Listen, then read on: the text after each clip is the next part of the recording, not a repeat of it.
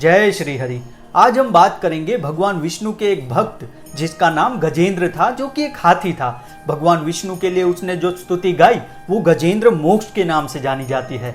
ये फोटो आपने कई जगह देखा होगा, जिसमें एक हाथी का पैर एक मगरमच्छ ने पकड़ के रखा है और भगवान नारायण गरुड़ पर आसीन है। तो गजेंद्र मोक्ष की रचना किस प्रकार हुई वो आज जानेंगे, तो वीडियो एंड तक जरूर देखिएगा। त्रिकुट नामक एक प्रसिद्ध और समृद्धि से युक्त एक पर्वत था, जहां बाग बगीचे, सुंदर झरने, फूल फल सभी प्रकार से उस पर्वत के सौंदर्य को बढ़ाते थे।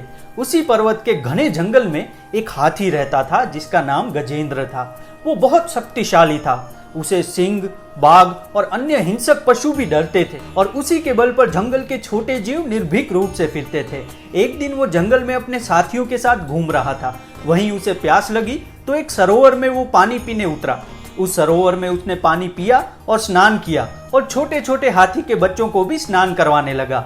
और वो निर्भीक होकर स्नान करने लग गया, तभी एक मगरमच्छ ने उसका पैर पकड़ लिया। उसने बहुत ताकत लगाई पर वो अपने आप को छुड़ा नहीं पाया। उसके साथियों ने देखा कि उनके सरदार मुसीबत में हैं, तो वो मदद के लिए आए, पर वो भी गजेंद्र को छुड़ा नहीं सके। ऐसे ही बहुत समय बीत जाने पर गजेंद्र बलहीन होने लगा। अब ना उसके शरीर में बल था ना हिम्मत। अब प्राणों पर संकट को देख और व्याकुल होकर उसने श्री हरि की स्तुति की और भगवान नारायण गजेंद्र को इस पीड़ा में देख तुरंत ही अपने गरुड़ पर आसीन होकर प्रकट हुए। भगवान नारायण को देख गजेंद्र ने अपनी सूंड से एक कमल पुष्प लेकर श्री हरि को समर्पित किया और प्रणाम किया। अपने भक्त को पीड़ा में देख नारायण ने तुरंत ही मगरमच्छ को बाहर निकालकर अपने सुदर्शन से उसका मुख चीर दिया और गजेंद्र मुक्त हो गया। मगरमच्छ का अंत होते ही वो मगरमच्छ एक दिव्य रूपधारी बना। वो मगरमच्छ पहले हुहू नामक एक गंधर्व था। एक ऋषि के श्राप से उसे ये गति मिली थी। फिर श्री हरि ने उसे श्राप मुक्त कर दिया और उसने भगवान नारायण को प्रणाम कर सर नवाया और अपने लोक चला गया। जैसे उसका उद्धार हुआ, ठीक वैसे ही गजेंद्र का भी हुआ। गजेंद्र अपने पूर्व जन्म में एक राजा था और विष्णु भक्त भी था। ऋषि अगस्त्य के श्राप से हाथी की योनि उसे मिली थी।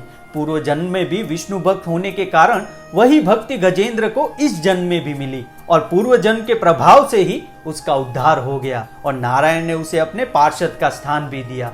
इस तरह गजेंद्र ने संकट समय जो स्तुति गाई थी वो गजेंद्र मोक्ष कहलाई और भगवान नारायण ने गजेंद्र से प्रसन्न होकर कहा, जो इस स्तुति को ब्रह्म मुहूर्त में करेगा उसे मैं मृत्यु के समय निर्मल बुद्धि प्रदान करूंगा और उसके सारे कष्ट मिटा दूंगा।